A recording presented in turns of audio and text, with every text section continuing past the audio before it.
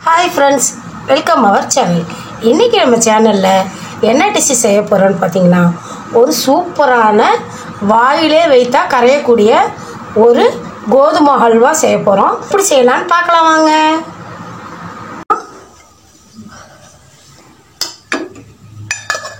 நெய் நல்லா மெல்ட் ஆனதுமே அது கூட வந்து ஒரு கைப்பிடி தேங்காய் வந்து நான் கட் பண்ணி வச்சிருக்கேன். இதை சேர்த்து நல்லா பொன்னிறமா வறுத்து எடுத்துக்கலாம்.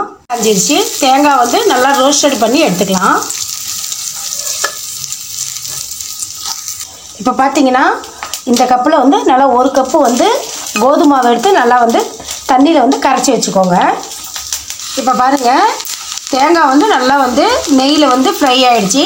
தனியாக எடுத்து வச்சுக்கோங்க. இப்போ பார்த்தீங்கன்னா அதே தவாவில் நாம் கலக்கி வச்சுருக்க கோதுமை மாவை ஊற்றிக்கலாம். இப்போ மாவு அதிகமாக இருக்கிறதுனால நான் வேறு தவா வச்சுட்டேன். இது கூட 2 ஸ்பூன் கார்ன்ஃப்ளவர் மாவு நல்லா கலக்கி வச்சுக்கோங்க. இந்த மாவு கூடயே 2 ஸ்பூன் கார்ன்ஃப்ளவர் மாவு சேர்த்திக்கலாம். இதையும் நல்லா கைவிடாமல் மீடியம் ஃப்ளேமில் வச்சு நல்லா கிளறிக்கலாம். பார்த்தீங்கன்னா நல்லா அல்வா நல்லா வெந்து வருது.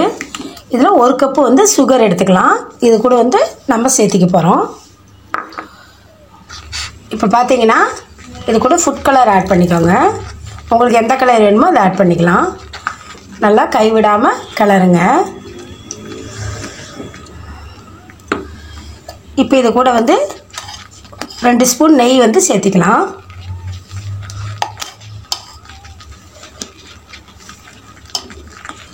இப்போ பார்த்தீங்கன்னா ஒரு 50 மில்லி நம்ம தேங்காய் எண்ணெய் சேர்த்திக்கிறோம். இது தேங்காய் எண்ணெய் டேஸ்ட்டில் இந்த அல்வா செஞ்சுக்கன்னு வைங்க, டேஸ்ட் ரொம்ப சூப்பராக இருக்கும்.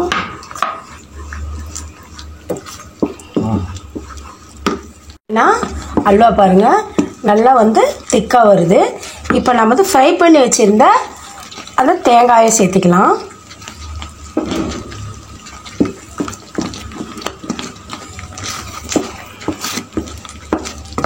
தவாவில் நமக்கு ஒட்டாத வரணும். இப்போ 2 ஸ்பூன் நெய் சேர்த்திக்கலாம்.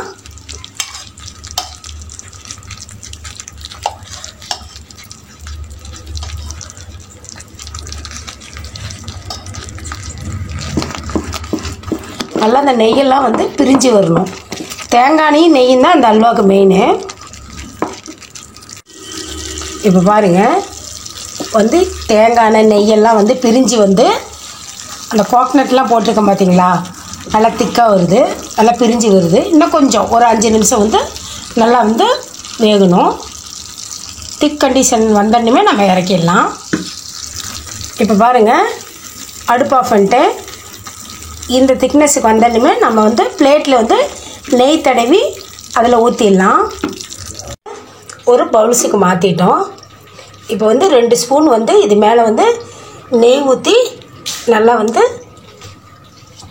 நைஸாக பண்ணிக்கலாம். பாருங்கள் ஃப்ரெண்ட்ஸ், சூப்பராக நமக்கு கோதுமை அல்வா ரெடி ஆகிடுச்சி. தேங்காய்லாம் போட்டு தேங்காய் நெய் எல்லாம் ஊற்றி சேர்த்து செஞ்சுருக்கோம். வீட்டில் இருக்கிற பொருட்களையே வச்சு செஞ்சுருக்கிற டிஷ் இது. டேஸ்ட் ரொம்ப சூப்பராக இருக்கும். உங்களுக்கு பிடிச்சிருக்குன்னு நினைக்கிறேன்.